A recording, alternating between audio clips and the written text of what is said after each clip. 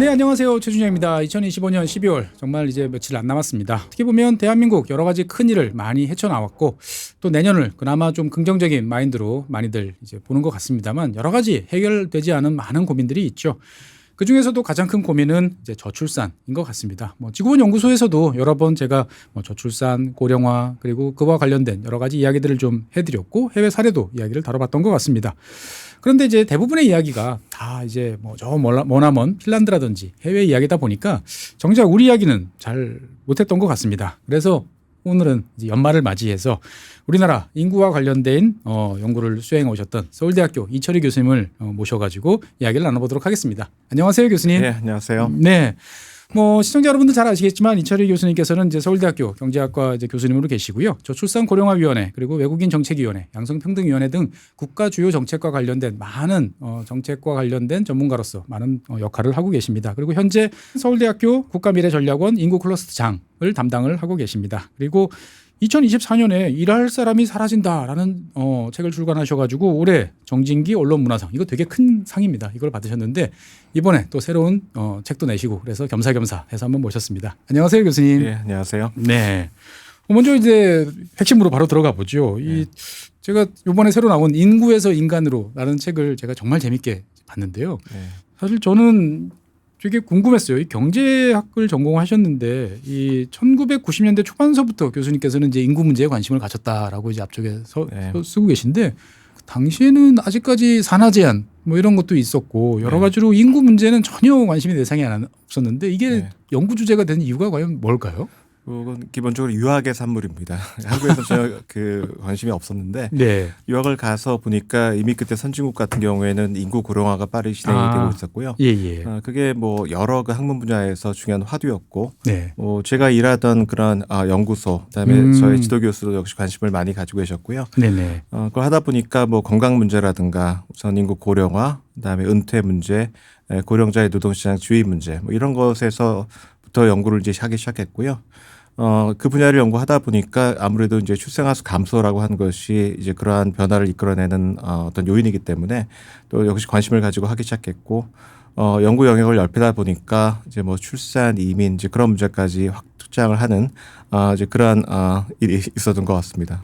어떻게 보면은 이제 우리보다 먼저 시대를 앞질러 간 선진국의 경험을 토대로 해서 먼저 이 대한민국의 미래를 예측했다라고 이제 볼 수가 있을 것 같은데 사실 저는 이제 이 책을 보면서 되게 그런 생각이 들었어요. 이 저도 이제 연구를 해봤던 사람 입장에서 봤을 때 이 연구를 하려면 데이터가 제일 먼저 필요한데 이 출생과 관련 데이터는 어떻게 보면 모든 사회 그리고 대한민국처럼 어느 정도 체계가 갖춰진 나라라면 당연히 갖고 있는 통계가 있다 보니까 연구하시기는 좀 수월하지 않았을까라는 생각을 좀 해보는데 어떠셨나요, 보면? 일반적인 믿음과는 달리 전혀 그렇지가 않습니다. 전혀 그렇지 않아요? 네. 그러니까 출생 통계는 분명히 있습니다. 매년 출생 신고를 하기 때문에 거기 기초해서 출생 통계는 나오는데요. 네. 그게 있을 뿐이지 그것을 가지고 구체적으로 출산율의 변동이라든가 그 요인을 이렇게 들여다볼 수 있는 데이터는 굉장히 많이 부족한 편이고요. 그러니까 제 연구에서 이용을 했던 많은 데이터도 직접 제가 만들어서 쓸 수밖에 없는 그런 데이터가 굉장히 많았습니다. 예를 들자면은 출생 통계가 나와 있지만 그걸 출산율로 만들려면은 그 분모 자료가 필요하죠. 그렇죠. 일반적으로 합계 출산율 같은 경우에는 전체 인구 데이터가 있기 때문에 그것이 가능한데 이것을 예를 들어서 특정한 어떤 인구 집단이고 그다음에 그 유배우자 결혼하신 분들의 출산율 이런 것을 만들려면은 분모로 만들 수 있는 데이터는 직접 마이크로 데이터를 이용을 해서 직접 추정을 해서 써야 됩니다. 그런 어려움이 있고 또 인구 동태를 파악하기 위해서는 이제 패널 데이터 같은 것이 필요하거든요. 근데 인구 패널을 최근에 이제 통계청에서 좀 내고는 있습니다만 거기 여러 가지 정보가 별로 안 들어가 있습니다. 그래서 패널 자료도 많이 부족하고 그래서 제 연구에서도 이제 시군구별 데이터를 많이 이용을 했던 것은 개인별 이런 데이터를 얻기가 굉장히 어려운 그런 어려움 때문에 그랬다 이렇게 말씀드리겠습니다. 아이고야, 이게 사실은 이제 연구자 입장에서 봤을 때는 다른 데이터를 통해서 추출을 해서 이거를 검증을 해서 확인을 한다 그러면 이거 하다가 정말 시간 다 보내는 경우들이 너무 많은데 참 고생 많으셨겠다라는 생각이 먼저 듭니다. 어쨌든 인구와 관련돼서 이야기를 이제 책을 쭉 본 느낌에서 몇 가지 이제 질문을 좀 드려보고 싶은데 사실은 이제 대한민국은 세계 최고의 출산율 저하, 저출생을 겪는 나라다. 이건 이제 상식적인 이야기가 됐는데 이게 저는 좀 궁금한 게 시계열로 쭉 보면 뭐 프랑스라든지 유럽 국가 당시 제일 앞서 있던 선진국들 같은 경우에는 19세기부터 출산율 하락이 이제 본격화됐단 네. 말이죠. 그러니까 이게 그냥 당연한 현상인가요? 그러니까 경제적인 여건이 개선되면 저출산 연결되는 이것들은 자연스러운 흐름이다라고 이해를 하는 게 맞나요? 예, 그것이 일반적인 현상이고요. 그러니까 네. 모든 나라가 어떤 일정한 시기를 지나면서 뭐 근대화라든가 산업화, 도시화를 경험을 하게 되면은 출산율이 떨어지는 현상이 발생을 합니다. 그러니까 인구학자들은 이것을 보통 출산율 변천이라고 얘기를 하고요. 네네. 근데 다만 이제 그 시기가 다르기 때문에 나라마다 이것을 겪는 시기는 다 다릅니다. 말씀하셨듯이 대부분 선진국은 19세기 말부터 이제 시작됐고요. 네. 한국의 경우에는 대개 이것이 한 1960년대부터 시작을 했는데 완결되는 시기는 또 굉장히 빠르죠. 한국은 다른 선진국이 한 100여 년 동안에 겪었던 일을 불과 한 25년 내에 이것도 압축인가요? 압축적으로 이렇게 겪었고요. 그러니까 매우 일반적인 현상이다 이렇게 말씀드릴 수가 있겠습니다. 사실 이제 대한민국 출산율 합계 출산율을 기준으로 이렇게 찾아보니까 1983년인가가 2.0 이하로 떨어지기 맞습니다. 시작한 네. 애더라고요. 네. 당시만 해도 둘도 많다 뭐 이런 표가 이제 난무하던 시절인데 네. 아무도 이제 위기를 몰랐다라고 이제 볼 수가 있겠군요. 근데 사실은 이제 이게 당연한 역사적인 이제 현상이다라고 이제 말씀해 주셨는데 사실은 그거는 이제 결과물이고 네. 이제 왜 이런 일이 벌어질까? 사람들이 네. 애 낳기 싫은가? 그냥 등등과 관련돼서 여러 가지 연구나 가설들이 있었을 것 같은데 네. 한번 소개를 좀 해주시죠. 뭐 아무래도 제 그 백그라운드가 경제학이다 보니까 소위 그 가족의 경제학이라는 그런 분야에서 이제 주로 많이 알려져 있는 것을 가족의 말씀드리면- 경제학. 예. 네. 뭐 그 경제학에서는 결국은 자녀를 갖는 것도 일반 재화를 뭐 산 것과 비슷하게 봅니다. 그러니까 이것이 주는 편익이 있고 이것이 주는 비용이 있고 네네. 편익이 비용을 앞서게 되면은 예. 이제 아이를 더 많이 낳는다 이렇게 보고 있는 것이거든요. 이렇게 보면 아이를 낳아서 이 비용은 계산이 되는데 편익은 그래서 물론 그 편익에는 뭐 지금은 당연히 다 아이를 낳아 기르면서 느끼는 그런 기쁨이라든가 뭐 즐거움 그런 것이 분명히 있고요. 네. 근데 그것에 더해서 이제 과거에는 경제적인 편익이 컸다라는 거죠. 아 농업 사회에서는 그렇죠. 과거 농업사회에서는 아이들이 결국은 그 집안의 노동력이기도 하고요. 네네. 그다음에 그 공권력이 뭐 충분하게 지켜주지 않았던 사회에서는 역시 아이들이 많아야 어떤 그 집안에 있어서 우리 가족을 지킬 예, 수 있고. 그 시기에는 이제 복지국가가 아니니까 네네. 자기 노후를 책임져 주는 것도 자기 자녀들이고 음. 그런 여러 가지 이제 편익이 있었는데 네. 그러니까 시간이 지나면서 그 편익이 점차 사라지고 있는 것이죠. 그러니까 산업 구조가 변해서 이제 뭐 농업이 제조업이라든가 다른 서비스업으로 대체되게 되면은 아동 노동의 중요성이 이제 줄어들게 되고요. 뭐 이런 경제적인 변화와 관계없이 또 정치적인 변화가 있어서 아동 노동을 금지하는 것도. 그 변화가 생기게 되고, 그러니까 이제 경제적인 면에 있어서의 아이가 가치가 줄어들고, 네. 그다음에 아무래도 복지국가가 태동을 하게 되면은 이제 아이가 없어도 자기 노후를 이제 인간답게 걱정하지 살 수 않아도 있겠다라는 생각이 그런 면이 드니까. 있어서 그런 편익은 주는데 편익은 줄고 반면에 이제 비용은 높아집니다. 이거는 아마 대부분 분들이 잘 아실 것 같아요. 네. 그러니까 일단 교육비가 많이 든다 이렇게 볼 수 있을까요? 그 뭐 여러 가지 그 면이 있는데 네. 그러니까 지금 말씀하신 교육비 같은 경우에는 이제 게리 베커 교수 같은 사람의 가설은 아이에 있어서 아이의 질이 있고 양이 있다. 그러니까 수가 질과 있다. 양이 있다. 그러니까 똑같은 소득이 있으면은 그거 아이를 많이 낳을 수도 있고 아이를 적게 낳아서 비싸게 키울 수도 있고 이제 두 가지 선택이 가능한데 네네. 여러 가지 사회적인 변화라든가 뭐 교육제도의 변화라고 하는 것이 자녀의 수보다는 질에 더 많은 투자를 하는 것이 더 유리하게 됐다라는 거죠. 그래서 그런 면이 있고 그러니까 또 하나 중요한 변화는 여러 나라에서 여성의 경제활동 참가율이 높아집니다. 네네. 근데 아무래도 아이를 키우는 데 있어서 그 기회 비용이 이제 큰 것이 여성이거든요. 그렇죠. 근데 여성의 어떤 노동시장에서의 시간의 가치가 높아지니까 아무래도 아이를 낳아서 키우는 것이 훨씬 더 이제 비용이 많이 들어가는 그런 일이 되고요. 그래서 이런 일이 이제 공통적으로 진행이 되면서 아이를 적게 낳는 그런 변화가 일어났다. 그러니까 출산에 따른 어떤 이제 편익은 점점 간소하는 게 명확해지고 비용도 늘고 그러다 보니까 줄어드는 게 당연하다. 네. 라고 보는데 어쨌든 뭐 전 세계적으로 경제가 성장하면 그럼 출산율은 그에 상응할 만큼 이렇게 조금씩 줄어드는 게 맞다라고 이제 볼 수가 있을 것 같은데 그런데 사실 우리나라 같은 경우는 이제 출생아 통계를 보다 보면은 이게 이렇게 그래프로 서서히 내려가는 게 아니고 계단식으로 떨어지는 것 같아요. 이렇게 네. 쭉 내려가다가 갑자기 툭 떨어지고 좀 유지되는 듯 하다가 툭 떨어지고 네. 이게 이제 사실 전 세계적으로 이런 식의 계단식 저하가 나타나는 건지 아니면 이게 대한민국의 좀 특수성이라고 봐야 될지 어느 쪽인가요? 이거는 뭐 모든 나라에서 일반적으로 나타나는 현상은 아니고요. 각 아닙니까? 나라마다 이 뭐 출산율이라든가 출생아 수가 떨어지는 패턴은 다 다릅니다. 네네. 근데 한국 같은 경우에는 약간의 좀 특성이 있는 것 같고요. 그러니까 되게 1990년대까지는 좀 가파르긴 합니다만 아무튼 그러니까 이게 비연속적으로 떨어진 것이 아니라 연속적으로 이제 그렇죠. 출생아 수가 떨어지는 추세선으로 이렇게 보였어요. 발견되거든요. 예. 근데 아무래도 2000년 이후에 한 5년 동안 출생아 수가 굉장히 많이 줄었어요. 출산율도 엄청나게 떨어지고. 맞습니다. 그것은 뭐 제가 본 데는 아무래도 98년에 그 외환 위기의 효과가 나타난 것이 아닌가 생각이 되고요. 네. 그러니까 그때 뭐 결혼도 줄고 결혼하신 분들의 출산도 같이 줄었습니다.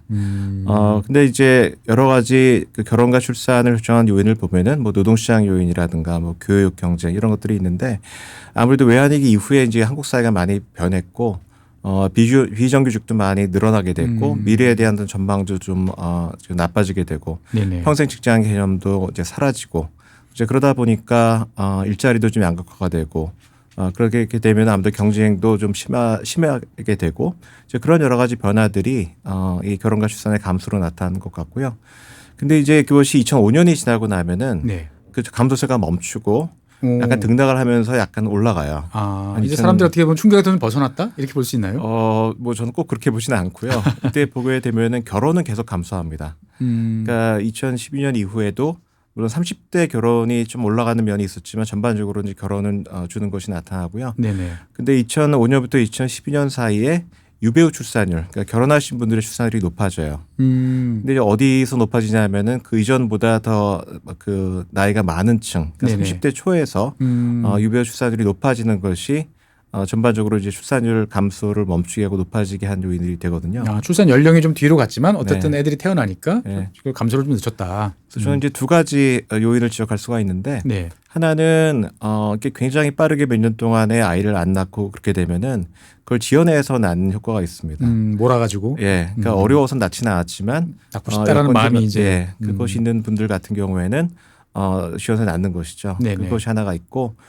두 번째는 2005년부터 그 중앙정부부터 시작해서 저출산 대응 정책을 강하게 좀 실행을 하기 시작했어요. 네, 참여정부 시절부터 등장했었죠. 보면은. 뭐 저출산 고령사회위원회도 만들어졌고 기본부도 만들어서 여러 지원을 하고 해서 했고요. 네네. 아무래도 그러한 정책 효과가 일부 나타나고 그러한 이유 때문에 한 5년, 6년 정도 출산율이 완만하게나마 좀 올라갔다. 그렇게 맞습니다. 말씀드릴 수 그때 있겠습니다. 그래가지고 상당히 한 40만 명 후반대까지 이렇게 좀 유지가 어느 정도 네. 계속 됐던 것 같아요. 그래서 1년에 한 40만 명 정도는 출생하겠구나라고 네. 했다가 갑자기 또 20만 명대로 이렇게 툭 떨어지더라고요. 보면. 네. 그러니까 결국은 어떻든 여러 가지 이제 요인들이 반영이 되는데 요걸 시기별로 끊어보면 이제 네. 각각의 요소들이 다 작용을 하고 있다 이렇게 봐야겠군요. 보면은. 네, 특히 이제 2012년, 15년 이후에는 그 유례를 찾을 수 없는 정도의 그런 속도로 출생아 수가 줄었거든요. 그러니까 연속 8년 출생아 수가 계속 줄어든 것은 없었던 일입니다. 그러니까 계속 줄었고요. 그래서 그거에 대해서는 굉장히 많은 분들이 왜 이런지에 대한 논의를 많이 하고 있어요. 근데 그때의 줄어든 어떤 이유를 인구학적으로 분석을 해보면은 이때는 결혼도 계속해서 줄어든 결혼도 뭐 줄었을 뿐만이 아니라 유배 출산율 자체가 많이 떨어져요. 결혼을 하더라도 애를 낳지 않는다. 근데 특히 그 중에서도 결혼을 했는데 첫 아이를 안 낳는 분들이 굉장히 많이 늘어납니다. 그게 이제 이 시기에 이 출생아서 주는 것의 상당 부분을 설명을 하고요. 근데 왜 그럼 이 시기에 그런 변화가 나타나는가? 뭐 여러 가지 그 데이터를 분석을 해보면은 그 이전에 나타났던 어떤 상황이 좀 악화된 면이 있는 것 같습니다. 그러니까 주거 비용도 굉장히 많이 오르고요. 그렇죠. 집값도 많이 올랐죠. 예. 그래서 집값 오른 것이 2015년 이후에 출생아 수 감소, 출산율 감소의 한 15% 정도를 설명하는 것 같고요. 그다음에 이 시기에 그 사교육비가 엄청나게 지출이 많이 늡니다. 맞습니다. 예. 그래서 그것을 따져보면 그게 한 15% 내지 22% 정도를 설명한 것 같고요. 그다음에 여러모로 그 청년들의 일자리의 질도 좀 악화가 되고 특히 이제 청년들이 첫 직장을 잘 못 구하는 그런 문제가 점점 심해지는 문제가 있고요. 그다음에 무엇보다도 이 시기에 SNS가 굉장히 빠르게 확산됐다라는 지적을 하기도 해요. 맞습니다. 페이스북이나 뭐 특히 인스타그램 뭐 등등. 예. 그 인스타그램이 2010년에 이제 만들어져서 이것이 굉장히 많이 늘었고요. 대중화됐죠. 네, 그게 아무래도 다른 사람이 어떻게 사는지를 잘 볼 수 있는 어떤 통로이기 때문에 남과의 비교라든가 그런 것이 많이 확산된 그런 면이 있을 것 같다. 그러니까 이 말씀하셨던 거를 종합해보면 한 4가지 요인들이 있는데 이것이 복합적으로 작용을 하면서 이게 지난 한 10년, 한 12년 동안의 출생률을 급격하게 낮추는 요인으로 작용했다. 이제 한 가지를 빠뜨렸는데 하나가 이제 젠더 갈등이 좀 강하게. 남녀 갈등. 예, 그게 2015년, 16년을 기점으로 해서 굉장히 그 젠더 갈등이 좀 심화가 됐다라는 그런 지적도 있습니다. 어떻든 지금 우리나라와 같이 이렇게 뚝뚝 떨어지는 현상은 다른 나라에서는 유례를 찾아보기 힘든 대한민국만의 많은 특수성이 반영이 됐다라고 네. 이제 정리를 해볼 수 있을 것 같은데 사실은 저는 이제 인구에서 인간으로 이 책을 참 재밌게 잘 봤는데 결국 교수님은 우리 대한민국에서 나타나는 이 저출산이라는 것은 어떻게 보면은 우리 사회 문제를 우리가 해결하지 못한 그 결과물이다라고 네. 보시는 것 같은데 네. 그렇게 생각하신 이유가 명확한 어떤 계기가 있었을까요? 뭐 그거는 일반적으로 그 인구를 다루는 사람들 같은 경우에는 네. 과거 멜서스 시절부터 시작해서 사람이 결혼하고 아이를 낳을 수 있는 그 여건이라고 하는 거는 자기가 가용하던 그 자원하고 네. 어떤 그 인구의 개체수와 균형을 반영을 한 거거든요. 살기가 어려워지면은 아이를 낳기가 굉장히 어려워진다. 그거는 뭐 다른 생명체도 마찬가지고 과거 인간도 마찬가지였고요. 그래서 그런 면을 고려를 해야 될 것 같고. 그다음에 아까 말씀드렸듯이 한국은 뭐 또 한 1960년 이후에는 다른 그 선진국들과 마찬가지로 출산율 변천을 경험하면서 출산율이 떨어지는 네네. 일이 발생했는데 그거는 이제 다른 나라하고 크게 다를 건 크게 다를 없습니다. 게 없었어요. 다른 나라는 대개 한 1.5 전후에서 멈춰서 네. 거기서 왔다 갔다 하고 무척 떨어지긴 했습니다만 뭐 그렇게까지 급격하게 떨어지는 않았는데 한국 같은 경우에는 2000년에 이제 그거를 뚫고 계속 떨어져서 아무도 경험하지 못했던 그런 출산율을 기록을 하고 있거든요. 네, 0점대 정도. 네. 예. 그 얘기는 뭐냐면은 한국에는 분명히 특성이 있다라는 것이고요. 네. 그 특성이라고 하는 것은 이제 점차 여러 가지를 따져봐야 되겠지만 많은 사람들이 생각하는 것은 이제 고용이라든가 일자리의 질 문제, 그다음에 교육에 있어서의 어떤 사교육비 지출, 교육비 문제, 그다음에 뭐 성평등 문제. 뭐 그런 것들을 지적하는데 그 데이터를 통해서 확인을 해보면은 정말 이런 문제들이 출산율을 낮추는데 영향을 줬다라는 것을 알 수가 있고요. 네. 한 걸음 더 들어가 보면은 이제 왜 이제 그러한 문제가 발생하고 아이를 키우는 비용이 높아지는가를 따져보면은 좀 더 이제 한국 사회 이제 근본적인 그런 문제에 이렇게 도달하게 되는 것 같습니다. 어떤 근본적인 문제일까요? 그러니까 한국 사회는 아무래도 사람들이 느끼는 것도 그렇고 그러니까 경쟁과 불평등 문제가 좀 심각하다. 과도할 정도의 경쟁. 네. 그다음에 그로 인한 또 불평등이라는 네. 문제. 그래서 노동시장에서의 그런 이제 불평등이 확대가 되게 되면은 네. 아이를 잘 키우지 않으면은 노동시장에서 실패를 하기 때문에 교육 네. 경쟁이 강화될 수밖에 없고요. 교육에 있어서 굉장히 많은 지출을 할 수밖에 없는 그런 문제가 있고요. 그래서 그게 연관이 돼 있고. 그게 이제 한국만 그런 건 아닌 것 같고 다른 나라도 좀 그런 현상들이 좀 있는 것 같긴 한데. 그러니까 저출산 문제가 굉장히 심각한 나라를 보면은 되게 우리 이웃 나라가 많습니다. 뭐 대만이라든가 싱가포르, 홍콩. 그런데가 한국하고 이제 비슷한 출산을 경험하고 있는데 높은 교육열. 예. 그런데도 한국하고 이제 비슷한 그러한 사회적인 문제를 갖고 있고 이제 그런 나라의 공통점을 확인을 해보면은. 과거에 이제 압축적으로 성장했다가 네. 이게 정체 내지는 이제 하강을 맞이한 그런 나라들로 확인이 되고요.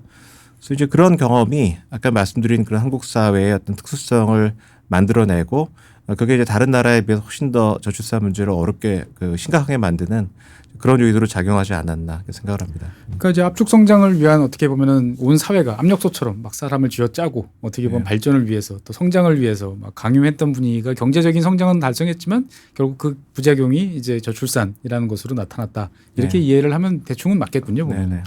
그래서 사실은 이제 예전에 많은 사람들이 이 왜 애들이 요즘에 안 태어나? 그러면 결혼을 했는데 애 없이 사는 거를 선호하는 분위기가 너무 많아. 그러니까 흔히 말하는 이제 딩크족이 점점 많아지는 게 이게 저출산의 원인이야. 뭐 이렇게 이야기를 한동안 했는데 또 최근 들어서는 아예 결혼 자체를 안 하니까 애들이 안 나오는 거야. 뭐 이런 이야기도 나오는 것 같은데 이게 어느 쪽이 더 맞는 건가요, 보면은? 사실은 이게 제가 이 결혼과 출산에 대해서 한 첫 번째 연구의 결과. 이게 첫 번째 연구였어요. 네, 그러니까 그 이전까지는 그걸 알 수 있는 그런 연구 결과가 없었어요. 맞아요. 그냥 경험칙으로만 다들 이야기했던 것 같아요. 경험치로 봐서는 이제 다른 선진국 같은 경우에는 결혼해서 아이를 안 낳아서 보통 출산율이 많이 낮아졌거든요. 네네. 근데 이제 아주 옛날로 가게 되면 꼭 그러지는 않습니다. 아주 옛날로 가면은 이제 결혼을 안 해서 이 출산율이 떨어지는 그러한 사례가 많이 있었고요. 그래서 저는 이제 좀 그 어떤 사정이 맞는 건지를 좀 보려고 했는데 네. 그게 없더라고요. 그렇죠. 사실 예. 여기 데이터도 사실 없을 것 같고 이거 연구하기 쉽지 않으셨을 것 같은데. 네. 그래서 이제 데이터를 한 1년 정도 모으고 그거를 이제 연구를 하기 시작했고 예. 근데 결과를 얻고 보니까 일반적인 상식하고는 많이 틀리더라고요. 그러니까 그때가 2010년 정도 시점이었는데 네. 그 이전까지 그 출산율이 떨어진 것의 상당 부분이 다 이제 결혼이 줄어서 그렇다는 걸 발견을 했고요. 그래서 이후에도 계속 이제 연구를 업데이트했는데 시기마다 좀 다릅니다. 네네. 그러니까 지난 35년을 쭉 봤을 때는 이제 결혼이 줄고 한 것이 그 출생아수 준 것의 한 4분의 3 정도를 설명을 해요. 일단 결혼해 주니까 이제 네. 출생아 줄었다. 예. 근데 그것이 최근에 한 10여 년 동안은 예. 뭐 결혼이 주는 것은 계속 유지가 되고 있는데 아까도 말씀드렸던 것처럼 결혼을 해도 아이를 안 낳는 그런 경향이 지난 10년 동안 좀 강화가 됐고요. 강화됐다. 그래서 이제 분해를 해보면은 결혼이 줄어든 것이 한 전체 한 거의 절반 정도를 설명을 하고 그다음에 결혼해서 아이를 안 낳는 그런 요인이 대개 한 40% 가까이를 설명을 하고 뭐 그렇게 시기에 따라 좀 다르지만 길게 본다고 한다면은 한국에서는 이제 결혼을 안 하는 것이 전반적으로 아이를 더 안 낳는 굉장히 중요한 요인이다 이렇게 말씀드릴 수 있겠습니다. 보통 이런 문제를 이야기하다 보면 이제 닭이 먼저냐 달걀이 먼저냐 뭐 이런 이야기 하는데 교수님 연구를 통해서 이거는 딱 뭐가 먼저인지가 이제 결정이 됐군요 보면은. 어쨌든 저는 이제 이 지구본 연구소라는 걸 통해서 해외 여러 가지 소식들을 쭉 전하는데 사실 작년이었던 걸로 기억이 되는데 파이낸셜 타임즈에 이제 핀란드에서 인구 담당 장관이 이제 인터뷰를 했던 게 참 충격적이었어요. 그러니까 핀란드에서도 누가 애를 낳냐? 핀란드가 이제 합계 출산율이 이제 급격하게 이제 하강을 하는 상황인데 좋은 대학을 졸업하고 좋은 직장에서 높은 임급여를 받고 부모 도움을 받아서 집을 마련할 수 있고 어릴 때부터 이성 파트너가 있고 이 네 가지 조건을 엔드로 충족하는 애들만 애를 낳는데 도대체 핀란드란 나라에서도 이게 몇 명이나 되겠느냐. 그러니까 당연히 줄 수밖에 없다. 이게 사실 되게 놀랐어요. 복지국가도 우리랑 비슷하구나라는 생각이 드는데 이런 핀란드에서 나오는 이런 이야기에 대해서 어떻게 바라보시는지요? 그래서 뭐 핀란드 같은 나라는 아무튼 뭐 이 복지국가의 굉장히 모델 국가인데 그런 나라에서도 아무튼 이런 일이 일어난다는 것이 뭐 좀 충격적인 건 사실이고요. 네, 한국에서는 이미 오래 전부터 이런 현상이 나타나고 있습니다. 그러니까 말씀하신 4가지 중에 마지막만 확실하지는 않아요. 그건 데이터가 없기 때문에 어릴 때부터 이성 파트너를 만나야 되느냐가 영향이 있는지 없는지는 잘 모르겠다. 그거는 잘 확인하기는 어렵고요. 근데 적어도 소득 분위별 출산율에 관한 데이터를 제가 건강보험 데이터를 이용을 해가지고 분석을 한 것은 2002년 정도부터 데이터가 있습니다. 근데 그때 이후에 이제 결과를 보면은 한국도 결국 돈이 있어야 결혼도 하고 아이를 낳는 그런 나라이고요. 그러니까 소득 분위로 봐서 소득 4분위, 5분위의 그 출산율이 거기 이제 소득 상위층이죠. 소득 하분위 출산율이 한 2배 정도 됩니다. 2배 정도. 돈이 있어야 결혼도 하고 출산도 한다. 이건 뭐 명확한 사실이다. 이렇게 정리할 수 있겠군요. 근데 이제 남녀가 좀 다르고요. 특히 이제 지금 말씀드린 그 내용은 남성에게 정확히 적용이 됩니다. 남성들은 정말 딱 이 비례관계가 맞다. 그러니까 고학력에 직업질이 높고 고소득인 분들이 더 일찍 결혼하고 아이도 많이 낳고 그게 나오는데요. 여성분들 같은 경우에는 결혼에 있어서 좀 달라요. 그렇죠. 그럴 것 같아요. 고학력의 이제 전무직 여성분들이 결혼을 좀 덜 하시는 경향이 좀 있죠. 근데 결혼을 한 다음에는 아무래도 그 집이 더 부유하고 적어도 배우자의 직업의 질이 높고 그러면 훨씬 더 아이를 많이 낳는 그런 경향이 우리나라도 나타나고 있습니다. 어쨌든 참 우리는 이제 보통 그 사회복지 정책을 통해 가지고 가족 친화적인 정책 뭐 이런 것들을 전개를 하면 이제 많이 나올 거야. 애들이 더 많은 출생률을 기록할 거야라고 했는데 핀란드 사례를 보니까 야 이게 참 여러 가지 생각을 다시 해봐야겠다라는 생각이 좀 많이 들었습니다. 결국 뭐 제 주변에서도 왜 결혼 안 해라고 물어보면은 그냥 다 농담처럼 진담으로 이제 돈이 없어요.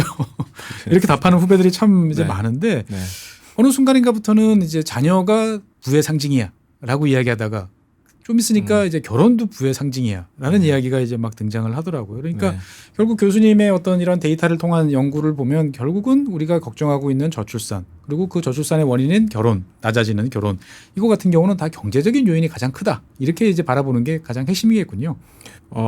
사실 어떤 요인이 가장 중요하다라고 얘기하는 건 굉장히 좀 아주 쉬운 일은 아닌 것 같아요. 그러니까 각각 요인들이 작용하는데 네. 적어도 그것이 매우 중요한 요인 가운데 하나이면 뭐 틀림없는 사실인 것 같습니다.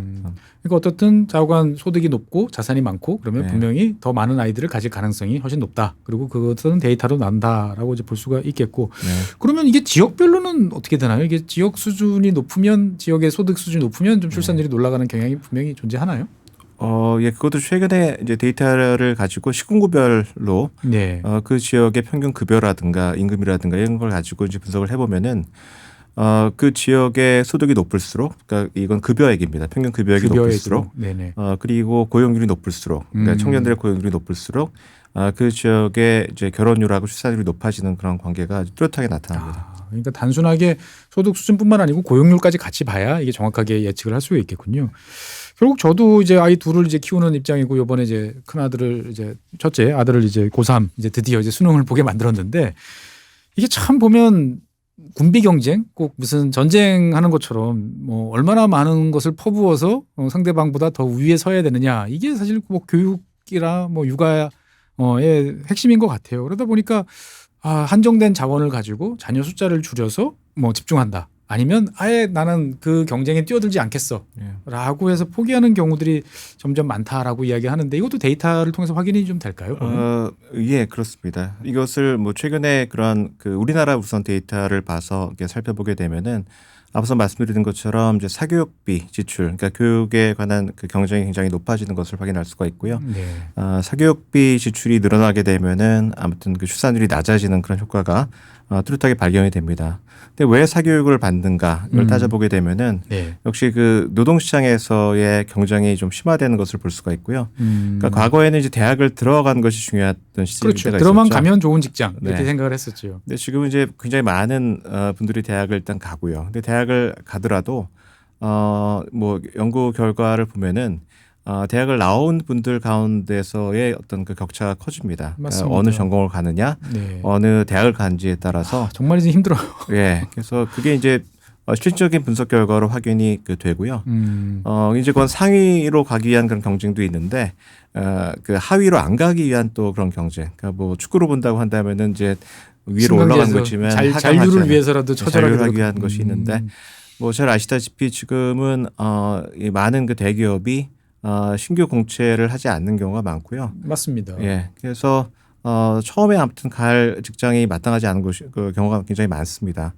그리고 해서 처음에 이제 시작을 비정규직에서 하게 되면은 올라가는 것이 굉장히 어렵고 지금은 정규직하고 비정규직 사이에 임금 격차도 이제 벌어지고 어마어마하게 있고요. 커졌죠. 네. 그러니까 이제 부모 입장에서는 굉장히 그 아이를 어떻게 교육시키고 어느 전공 어느 대학을 가는지에 따라서 아이의 미래의 모습이 너무나 그러니까 차이가 많이 나는 거죠. 네네. 그러니까 그다음에 또 한편으로는 아이가 실패해서 2등심이 3등심이 될 수도 있다라는 그러한 그 두려움이 또 있는 것이고요. 그래서 이런 것 때문에 정말 군비 경쟁처럼 네. 이 교육을 정말 열심히 시키려고 경쟁을 하는 이제 그런 면이 있고 또 이게 꼭 그 경제적인 면에서 머무는 것은 아니고 네. 일종의 그 좋은 대학, 좋은 과에 가는 것이 어떤 지위제로서의 역할도 합니다. 그러니까 스테이터스 굿이라는 그 표현을 뭐 할 수 있는데요. 그렇게는 뭐 부인할 수는 없을 것 같아요. 예. 뭐 최근에 이제 연구 결과가 나온 것도 그것을 얘기를 합니다. 그렇기 때문에 아무리 이제 그 학교에 가려고 하는 학령기 아동이 준다고 하더라도 네. 예를 들어 상위 1%를 위한 그런 경쟁 자체가 완화가 되는 건 아니죠. 최근에는 뭐 전부 다 이제 상위 1%면은 이제 의치한수 뭐라고 하는 이제 여기를 가기 위한 또 경쟁이 또 어마어마하더라고요 보니까. 그러니까 결국은 어떻게 보면 스스로 막 계속 경쟁 상황을 만들어서 거기다가 몰아놓고 막 자녀들 몰아놓고 하는 와중에서 이렇게 뭐 군비 경쟁이 격화된다 이렇게 볼 수가 있겠군요. 이게 아무튼 그런 기대를 가지고 경쟁을 시작하면 그게 실현이 되는 그런 악순환이 이제 계속되는 거고요. 네. 그러니까 뭐 과거에 도서관의 자리가 별로 없을 때 매일 도서관이 차는 시간이 빨라지잖아요. 점점 빨라지죠. 가서 이제 네. 책 놓고 이제 메뚜기처럼 이제 옮겨 다녀야 되고. 막. 네, 그것이 이제 지금 벌어지는 그런 일이 아닌가 하는 그런 생각이 좀 듭니다. 이게 이제 우리나라 같은 경우는 지금 이제 교육이라고 하는 사교육비라는 경제적 부담이라는 게 딱 모든 국민들한테 머릿속에 딱 남아 있는데 네. 이게 역사적으로 이렇게 좀 스팬을 넓혀서 보면은 다른 나라에서도 어떤 이런 경제적인 뭐 경쟁률이라든지 아니면은 이제 그러한 과도한 경쟁을 회피하기 위한 아니면 회피할 수밖에 없는 상황이 돼가지고 출산율이 낮아지는 경우들이 좀 있었나요? 역사적으로? 이렇게 모습은 다르지만 예. 과거의 부모라고 해서 지금의 부모하고 그렇게 달랐던 것 같지는 않고요. 그래서 역사적인 사례를 보더라도 이제 그러한 일들이 많이 벌어집니다. 그러니까 뭐 대표적인 사례가 19세기 미국의 그 농민들의 출산율이 많이 떨어졌어요. 19세기에 네, 그때만 해도 미국까지 농지가 많고 예, 뭐 소부 개척 시대 아닐 것 같은데. 그래서 그 인구 연구한 사람들의 일종의 퍼즐입니다. 그러니까 보통 선진국도 19세기 말부터 출산율이 떨어졌거든요. 예, 그때 뭐 도시화와 더불어서. 근데 미국 같은 경우에는 19세기 초부터 그때 농촌에서 출산율이 많이 떨어졌기 때문에 이제 왜 그런지 사람들이 많이 궁금해했는데 예. 거기에 대한 주요한 가설이 이제 목표 유산 가설입니다. 유산. 예. 그러니까 그때 이제 미국의 어떤 상황은 특히 농민들이 많은데 농민들이 위에 이제 아이들이 있으면은 아이들이 결혼해서 나갈 때 재산을 띄워주는 그런 구조예요. 내가 나갈 때 땅을 얼마만큼 띄워주거나 사주고 딸이 나가면은 이제 지참금을 주어서 나가고 막내가 나오면 막내에게 자기 농장을 물려주는 그런 시기였는데 막내한테 물려줬군요. 농장을. 예, 막내한테 물려주는 그런 형식이었습니다. 근데 특히 미국 동부 지역 같은 경우에는 이제 개척이 다 되고 나면은 이제 더 이상 땅이 없죠. 동부 지역 같은 집가도 오르게 되고 그럼 더 이상 그 아이에게 땅을 많이 물려주기가 굉장히 어렵습니다. 독립을 해줄 만큼. 그렇죠. 그래서 그것을 생각을 해서 아이에게 물려준 땅의 어떤 면적을 유지하기 위해서 아이 수를 줄였다라고 하는 것이 이제 그때의 가설. 요즘으로 따지면 우리 대한민국에서는 이제 전세값이 너무 오르니까 내가 애 셋은 도저히 내가 앞으로 뭘 해줄 수가 없으니까 하나만 하자. 이거랑 똑같은 논리가 19세기 미국에서도 유지가 됐었군요. 뭐 19세기 말 그 영국 같은 경우도 그때 영국이 이제 산업혁명에서 성공을 해서 굉장히 부유한 나라가 됐는데 이제 그때 말하자면 서로 부르주아죠. 그러니까 이렇게 돈을 많이 번 그런 사람들이 이제 부유해지고 자기 자녀들을 이제 귀족 학교에 보내고 이제 그런 일이 생겼는데 19세기 말이 되면은 이제 영국의 경제력이 좀 기웁니다. 그렇죠. 미국 독일의 추격을 당하고요. 이제 그렇게 되니까 결국 거기도 소위 이거는 이제 그런 압력이 다가와서 아이를 예전처럼 키우고 싶은데 그러면 여력은 안 되고 그래서 또 아이를 줄였다라는 그런 가설도 지게 됩니다. 그러니까 어떻게 보면은 자녀를 갖는 거는 되게 보편적인 인간의 본성이다라고까지 이야기는 하지만 이거 역시도 이제 철저한 계산과 어떻게 보면 판단 이런 것들이 작용한다 이렇게 봐야겠군요. 보면은. 너무 그렇게 하면은 결혼하고 아이를 낳는 것을 너무 이제 경제학적인 마인드로 본다고 할 것 같고요. 제가 말씀드리고 싶은 것은 이제 그렇지 않은 요인들이 많이 있지만 우리가 명시적으로는 따지지 않지만 머릿속에서는 분명히 이제 그런 것을 안 따지기는 어렵겠죠. 본능적으로는 따진다. 막 내가 계산하고 막 이러지는 않지만 어쨌든 다 나름대로의 계산은 있다. 이렇게 생각합니다.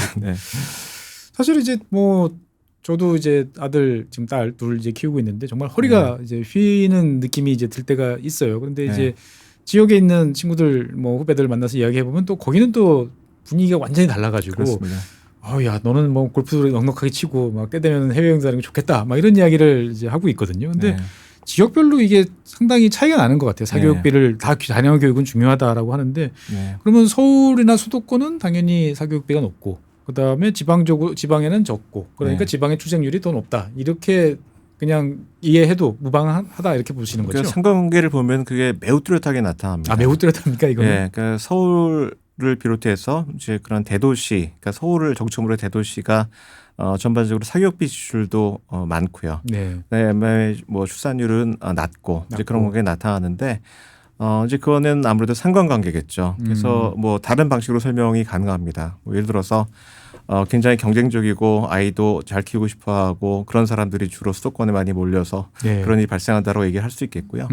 그래서 최근에 경희대 김태윤 교수가 이것을 좀 인과적인 효과를 분석하기 위해서 뭐 경제학에서 소위 도구 효과 분석이라는 걸 합니다. 이게 이런 혼동 요인이 있을 때 그걸 좀 제거를 하고 하나씩 빼내면서 그래서 그 분석을 해 보니까 좀 엄밀하게 분석을 하더라도 방금 말씀하신 대로 어떤 지역에서 사교육비 지출이 늘어나게 되면은 그 지역의 출산율이 떨어지는 그런 효과가 뚜렷하게 발견이 된다. 이거는 인과관계다. 이제 까지 이해를 이야기를 최대한 아무튼 인과관계를 얻기 위해 엄밀하게 분석을 한 그 결과가 그걸 이제 보여준다라는 얘기고요. 그러니까 결국은 참 여러 가지로 자녀를 위해서 한 투자, 열심히 살아야지라는 것들이 어떻게 보면 또 다른 한편으로 보면은 한 곳에 집중을 하기 위해서 더 자녀 수를 줄이는 또 악순환의 연속이다라고 생각이 드는데 사실 서울은 이제 집값도 비싸다 보니까 많은 사람들이 이제 장거리 출퇴근 뭐 다른 그렇습니다. 통계를 보면 이제 대한민국 수도권이 전 세계에서 가장 주요 국가 중에서 통근거리가 긴 곳이다라고 이야기를 하는데 사실 저는 이제 집이 사당역 근처거든요. 그러다 보니까 뭐 새벽 한 6시부터 저녁 한 24시까지가 그냥 매일 전쟁통이에요. 뭐 드라마 그 뭐였죠? 그 저기 나의 해방일지에서도 이제 흰자 이야기가 참 나오는데 정말 와닿았어요 보면은. 근데 이렇게 따지면은 사실은 통근 시간 정말 그 빨간 버스 타고 막 1시간 반씩 막 이렇게 왕복하면 하루 3시간을 이상을 써야 되는데 그러면 정말 출산이 쉽지 않겠다라는 막연한 생각은 들어요. 매일 거길 지나다니면서. 실제로 이 경제적으로도 숫자적으로도 이게 보이나요? 우선 이론적으로 봐서는 추측이 맞을 것 같고요. 그러니까 애 만들 시간이 부족해서. 예를 들어서 카네만이라든가 그러한 말하자면 행복에 관한 연구를 하시는 분들의 연구를 보면은 사람이 하루 중에서 제일 좀 힘들고 고통스럽게 느끼는 그런 경험이 뭔가를 받았을 때 통근입니다. 통근 시간이 가장 괴롭다.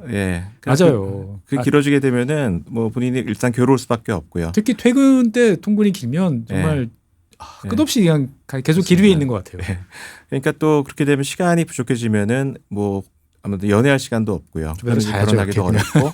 즉 그건 이제 이론적으로 볼 수가 있는 거고. 그러니까 제가 실질적으로 볼 수 있는 것은 어떤 내용이냐면은 수도권의 집값이 많이 오르게 되면은 전세비가 오르게 되면은 거기에 있는 청년들이 외부 지역으로 이제 밀려나는 효과가 발견이 됩니다. 이건 이제 연구를 하면 나오는 나오죠. 것이고요. 정치적으로도 봤을 때도 계속 이렇게 점점 외곽으로 가면서 지지 정당이 바뀌는 게 지난 한 20년 동안 계속 관찰이 됐었죠. 그래서 나가게 되면은 통근 시간이 늘어나는 그런 효과가 나타나는 것이 있고요.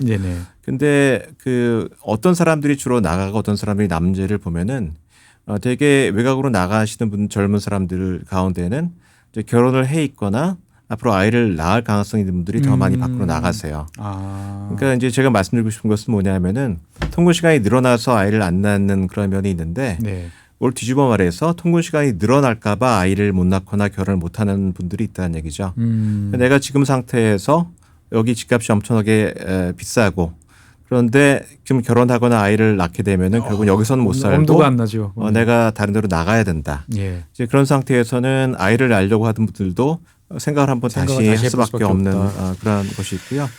그래서 실제로 이제 외곽으로 이렇게 밀려나서 나지 않고 남아 있는 사람들이 아이를 안 낳는 지금 개인적으로는 지금 사실 그 연구를 좀 진행을 하고 있는데 그러시군요. 아직 뭐 그거에 대한 실질적인 제가 결과를 얻어서 그런 뭐 자신 있게 말씀드리기는 좀 어려운 상황입니다.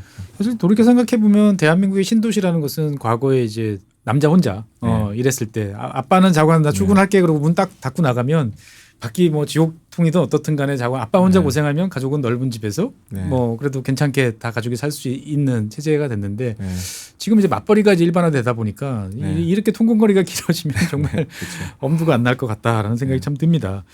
그리고 실제로 이제 지금 뭐 항상 많은 이제 정치권에서 이야기 나오는 것처럼 이제 주택이라는 것이 주택 가격이라는 것이 이제 출산과 이제 밀접한 연관이 있다라는 것은 이제 거의 상식이 되고 있는데 사실은 이제 주택 가격 그러면 우리는 이제 집값이 오른다라고 이야기하면 이건 주로 매매 가격이지 않습니까? 근데 엄밀히 잘 따져보면은 사실은 이 매매 가격이 있고 이제 임대라고 해야 될까요? 전세 또는 전월세 가격 이제 이게 있는데 어떤 게 더 영향이 있는지도 혹시 연구가 가능할까요? 이게 제가 연구를 했고 책에도 일부 반영이 돼 있는데요. 그러니까 둘 모두가 다 이제 결혼과 출산에 영향을 미칩니다. 근데 전세도 그렇고 이 집값도 그렇고 매매 비용, 매매 가격도 그렇고 그 효과가 이 주택 보유자하고 무주택자에게 다르게 나타납니다. 그러니까 집값도 그렇고 이 전세가도 그렇고 이것이 올라가면은 무주택자는 출산율이 떨어집니다. 그러니까 결혼도 안 하고 그다음에 결혼해서 아이도 안 낳고. 근데 반면에 주택을 가지고 있는 분들 같은 경우에는 오히려 출산율이 올라가는 효과가 있습니다.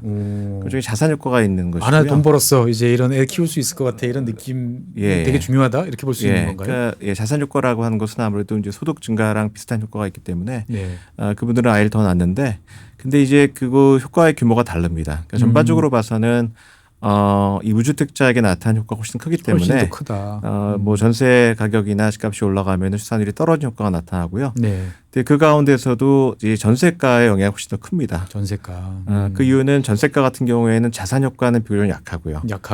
뭐 비용 효과는 훨씬 클 수밖에 없고. 그렇습니다. 그래서 특히 이제 젊은 분들 같은 경우에는 아무래도 전세를 사시는 분들이 많겠죠. 그렇죠. 전월세. 예, 그러니까 전세 가격 영향을 많이 받게 되고 그래서 전세가의 어떤 그 영향이 훨씬 더 매매가보다는 더 크다. 훨씬 그 크다. 말씀드리겠습니다. 네. 그러니까 이제 그 저출산에 대처하기 위해서 주택과 관련된 정책을 수립한다. 그러면 매매 가격보다는 전월세 가격을 안정화시키고 저렴하게 유지할 수 있는 쪽에 더 초점을 맞추는 것이 예, 그렇습니다. 효과가 좋겠다. 사실 저 개인적으로 이런 경험이 있어요. 예전에 그 김포 신도시가 만들어진 지 얼마 안 돼가지고 거기가 네. 이제 막 그 미분양 또는 네. 이제 되게 고생을 많이 했는데 그때 한번 갔었는데 마트에 갔더니 대형 마트에 갔더니 애들이 막 2명, 3명씩 정신 하나도 없는 거예요. 그래서 네. 왜 이래요라고 물어봤더니 너무나 전세 가격이 저렴한 거예요. 30평대 네. 아파트가 뭐 1억 원, 뭐 1억 2천 이러니까 네. 다른 지역에서 이제 그 지역으로 가신 분들이 애가 없던지 애가 하나 갔는데 애 하나 더 나도 알 것 같아. 야 네. 집이 넓잖아. 네. 이러면서 이제 낳다가 그런 일이 벌어졌다라고 하는데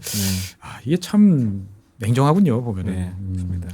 그러니까 어떻게 보면 전체적으로 사회적 비용 우리가 뭐 뉴욕에서도 이번에 맘다니가 이제 시장이 됐을 때 어포더빌리티라는 단어가 이제 미국에서 되게 중요한 것처럼 네. 뭔가 생활비 전체적으로 봤을 때 생활비라는 것은 뭐 주거비도 들어가고 교육비도 들어가고 여러 가지가 들어가는데 이런 것들은 다 이제 올라가는데 뭐 거기서 일할 수 있는 나의 노동력을 팔 수 있는 노동 여건은 점점 이제 네. 안 좋아지다 보니까 네. 저출산 현상이 대도시 그리고 선진국 뭐 자관 많은 지역에서 광범위하게 나타나고 있다 이렇게 네. 보는 게 가장 일반적이겠군요 보면은. 네, 그렇습니다. 그러니까 특히나 이제 우리나라 같은 경우는 청년층의 어떤 그 정규직 비정규직 비율이 네. 높아진 것도 되게 큰 요인이다 이렇게 볼 수 있. 예, 그렇습니다. 사실 뭐 아들하고 이제 이야기를 하다 보면 그런 이야기를 많이 해요. 저는 이제 야, 너 어떻게 살 건데? 너 목표가 뭐야? 라고 물어보면 아예 모르겠어요. 라고 이야기를 해서 야, 그러지 말고 좀 이야기 좀 해봐. 자꾸 이야기 좀 하자. 라고 이제 이야기를 걸면 그런 얘기를 해요. 저는 열심히 살아도 엄마 아빠처럼은 못 살 것 같아요. 네. 라는 이야기를 해서 사실 되게 정말 마음이 쿡 내려앉은 경우들이 몇 번 네. 있었거든요. 근데 정말 어떻게 보면은 이런 미래에 대한 부정적인 인식이 저출산을 가속화시킨다라는 이야기가 종종 나오는데 이게 네. 경제학적으로도 맞는 이야기인가요? 예, 그렇습니다. 이게 뭐 이 얘기를 경제학자인 리처드 이스털린이라는 분이 뭐 굉장히 오래전에 처음 했던 얘기고요. 네. 그러니까 이분의 주장에 따르면은 뭐 결혼할 것인지 그다음에 언제 결혼할 것인지 아이를 몇 명 낳을 것인지 하는 결정이 뭐 지금 내가 돈을 절대적으로 얼마를 버냐에 의해서 결정되는 것이 아니고요. 그 사람이 가지고 있던 어떤 기대가 있겠죠. 내가 이 정도의 삶을 살아야 되겠다라는 그 기대가 있는데 내가 이제 성인이 돼서 또 일도 시작하고 이제 그 가정을 형성할 나이가 돼서 얼마만큼 내가 이걸 실현할 수 있을 것인가 하는 이제 그러한 이렇게 실현치가 있겠죠. 5년 후에 내 모습, 10년 후에 네. 내 모습을 그려봤을 때 네. 충분히 할 수 있을 것 같아. 네. 이게 중요하다. 그게 어떤 사람의 미래에 대한 전망을 결정한다는 것이고요.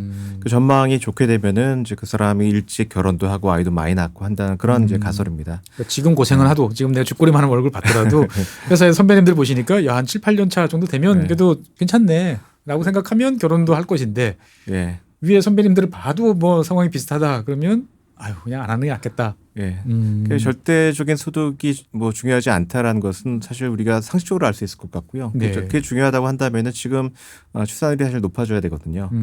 뭐 과거에 그뭐 한국 전쟁통에 그때는 굉장히 뭐 사정도 어렵고 어려운 때지만 그때도 이제 아이를 많이 낳았었죠. 낳았잖아요. 예. 근데 지금 그때에 비해 사실 2인당 국민소득은 많이 높아진 상황입니다. 비교할 수 없을 정도로 올라. 네, 근데 그럼에도 불구하고 아이를 안 낳고 어렵다고 생각을 하는 거는 예. 결국은 사람들이 상대적으로 생각을 한다라는 것이죠. 상대적으로. 기대치는 달라지고 자기가 얼마나 기대치를 실현할 수 있을 것인지에 따라서 이제 한다는 것이고요.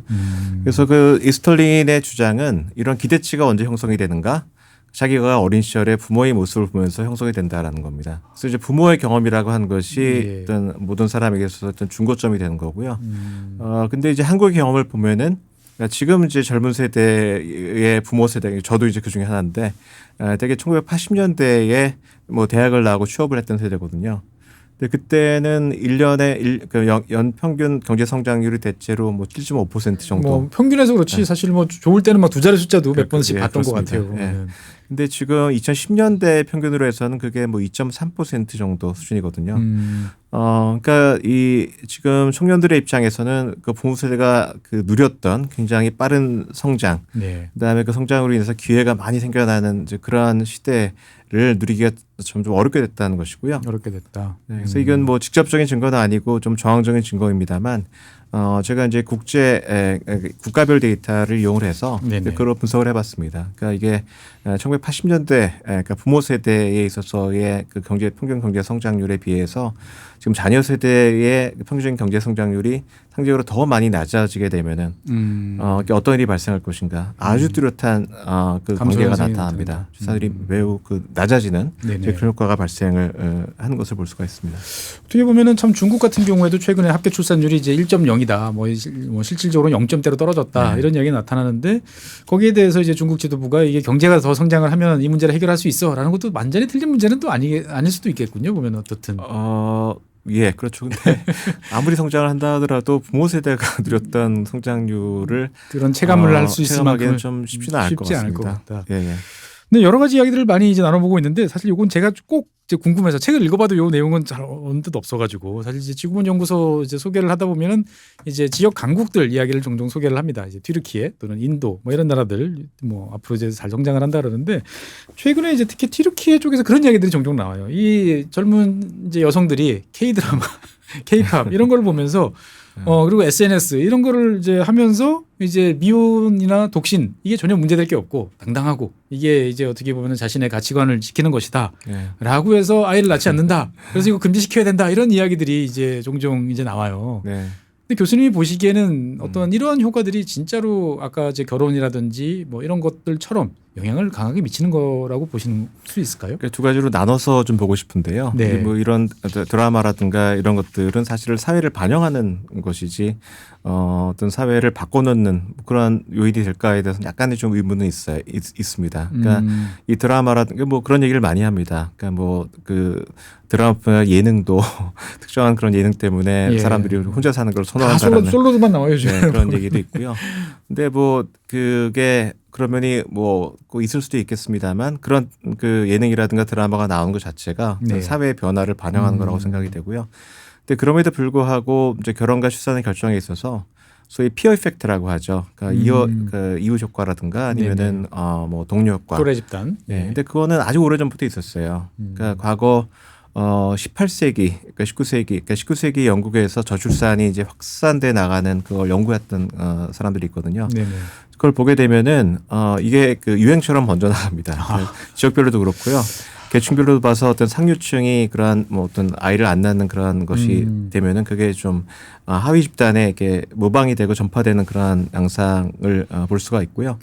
그다음에 그 실증 연구들도 그렇습니다. 그러니까 좀 데이터가 좋은 그런 나라에서 만든 연구를 보면은 자기 주변에 있는 사람 가운데에서 아이를 낳는지 안 낳는지 하는 것이 그러니까 본인의 그런 결혼과 출산에 영향을 미친다는 그런 정말 피어 이펙트를 보여주는 연구도 있고 그러니까 뭐 제 그 연구는 이제 두 갈래인데 하나는 좀 더 간접적인 것인데 그러니까 한국에서 출산율이 떨어지고 하는 양상을 보게 되면은 참 놀랍게도 모든 집단, 모든 지역에서 똑같이 움직입니다. 거의 동질화된 어떤 모습을 보인다 이렇게 볼 수 있는 건가요? 그러기가 쉽지가 않거든요. 그렇죠. 그러니까 뭐 어떤 집단이든지 그 아무튼 소득이라든가 뭐 직업이라든가 그게 다르기 때문에 여러 가지 사회경제적인 여건의 영향이 다를 수밖에 없어요. 다를 수밖에 없는데. 그럼에도 불구하고 정말 차별 없이 같이 움직이는 걸 볼 수가 있고요.